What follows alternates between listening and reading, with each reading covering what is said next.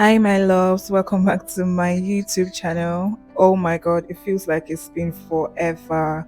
I've been trying to keep up with being on here, posting on my shorts and whatever, but it's been such a chore doing the same thing on my actual page.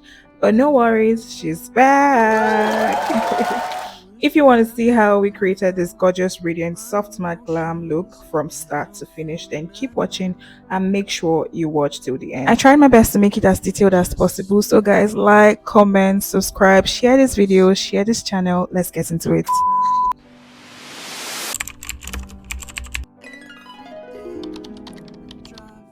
Moisturizing our lips here after prepping our skin. My skin prep routine hasn't really changed much since my last couple of videos, but if you'd like to see a detailed video, let me know in the comments.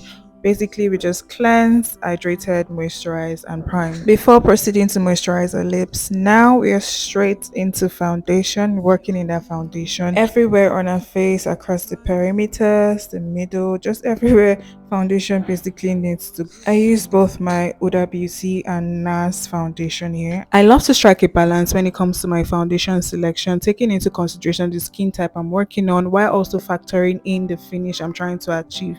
But just know that one thing I never ever do is to use a matte foundation alone, regardless of skin type. It's just not my thing, especially the Huda Beauty ones, and I'm talking about the old formula here. So next, I'm applying my cream blush. Ran out of my favorite peachy pink blush and had to make do with a pink lip stain that just turned out almost exactly like the blush, if not better. Color theory is so interesting because when I use this lipstick on the lips, it gives a totally different and more true tone pink. I just love makeup. Proceeded to place my under eye concealer. For this look, I wanted a very bright under eye, which is why I started off like I normally would, going in with a shade close to our skin tone to help set the base for the brighter concealer, so it will help it look nice and bright instead of grey and ashy. Now it's time to blend in my brighter concealer, applying with my Taller Banks Beauty Blender. You guys, I've been so in love with this blender since I started using them late last year. I always have a backup for my backup. That's how much I love them. And to be honest, the price point is just as good. Don't forget to tell your client, muse, or even yourself if you're working on yourself to look up, because what you blend is what you set. Setting now using my Huda Beauty Easy Bake in Pound Cake, because remember, I'm looking to achieve a really bright under eye. And Pound Cake will help me set the second base for that brightness. Remember, the first base was our brighter shade of concealer. Yeah, moving on.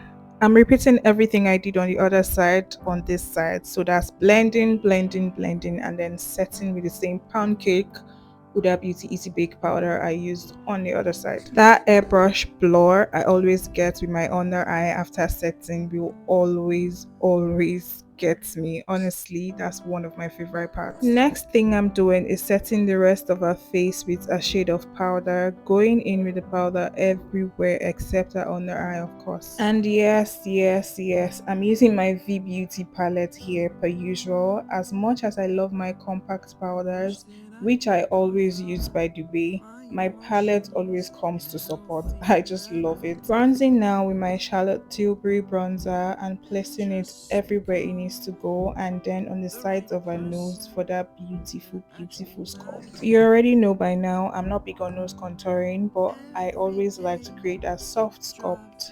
It just makes all the difference. Applied my blush on both sides of her face and then went ahead to spray with a setting spray to melt in all that powder, because one thing about it, I always go in without powder unapologetically. Allowed it to dry down and then went back in with my setting powder on both sides of her face to bring back that under eye brightness. This is eye key, one of the many little steps that makes a huge difference with how your makeup will turn out both in real life and on camera, so don't skip it. Made sure to do a little reverse contouring beneath her cheekbones to help sculpt her face a little more. Now moving on to one of the star of the show, the eye look. Created a nice solid dark brown base to prep for the pigments that will be applied in a bit. Leaned towards more browns and no blacks because that's what I wanted. And I'm not exaggerating when I say blend, blend, blend. Let those hues marry into each other from lid to crease, because look what you get when you do that. Absolute flawlessness. Going in now with a dark brown shade for a waterline eyeliner, because I'm staying away from blacks for this look. No blacks, just browns. using a eyebrow pomade, a brown eyebrow pomade for this because I wanted a really pigmented brown liner. After that was done, we took off the band around our hairline and I went into blending the demarcation. I would normally go in with my beauty blender, even if some people do not like using beauty blenders. I do. I know how to work my way around it. But yeah, using this small brush here to do that and then blending it with my powder brush to just, make everything nice and good. Then I just used my powder to create a lifted eye look using my beauty blender again. Diffusing the outer corner of my eyeshadow now. Just blend, blend, because boys and girls, again, the little things make the greatest difference. I hate this tripod.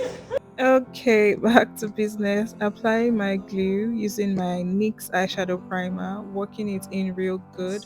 And then I started placing my pigment on her lid. From the first placement, you guys, I just knew this look would turn out really well and eat down. Just one eye done here, and tell me I didn't tell you this look was going to eat, because what? Dusting off the fallout, and oh my god, I'm obsessed.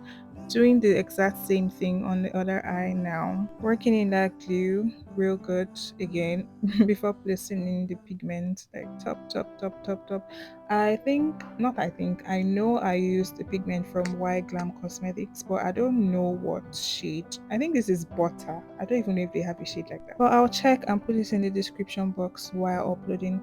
Now I'm putting in a pink shade at the inner corner of her eyes, the tear duct area. And when I say that elevated the whole eye look, it went from 100 to 1000. And then I popped on her lashes, and my god, it shot up all the way to 10,000. If I don't hype myself, who will? See, my loves, learn to clap for yourself. So learn to clap loudly for yourself. Don't let anybody tell you less. Learn to clap for yourself, because when you start clapping for yourself, other people hear the sound of your clap and they join in to clap for you. Anyways, to my other favorite part, the lips, lining with this buttery brown lip liner and then popping up this red pink lipstick, because we are going for a bubblegum inspired pink lips. And this right here is why I like a versatile makeup product with great formula, because this is the same lipstick I used as my cream blush earlier. It has a really lightweight formula that gives you time to blend in well, and pairing it with our creamy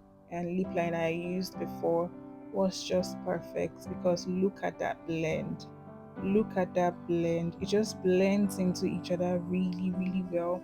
It's not looking patchy because it's a really buttery formula. It's not looking patchy. Everything just mixes in well with each other. By the way, this is not some high-end or expensive lipstick. It's the Avoa cosmetic lipsticks. Probably the only product of theirs I own, to be honest. And I've had it for a very, very long time now. I love it. The formula and consistency of the product just works really well for me. Popped in a lighter shade of pink in the inner part of her lips, blended it from the bottom area into the top area. Note that I'm not spreading out the lighter shade of pink like I did the first pink shade. I'm not spreading it, I'm just keeping it in the inner part of her lips. And then immediately went in with a nude gloss, but noticed it was starting to take away from my bubblegum lips I wanted, which made me switch to a pink gloss, and baby, juicy. That's all I can say. It made the whole lips look juicy. The difference was so clear. It made the lips look so good. This gloss is from SMB Cosmetics. Both glosses actually are from SMB Cosmetics. I think the pink is called Raspberry. Yes, raspberry. I can't remember what the nude one is called. But it was perfect. Topped my blush to make sure it pops and shows up well. And then I went in to add that glow from within to specific areas of her face, her forehead, her cheekbone, upper part of her cheekbone.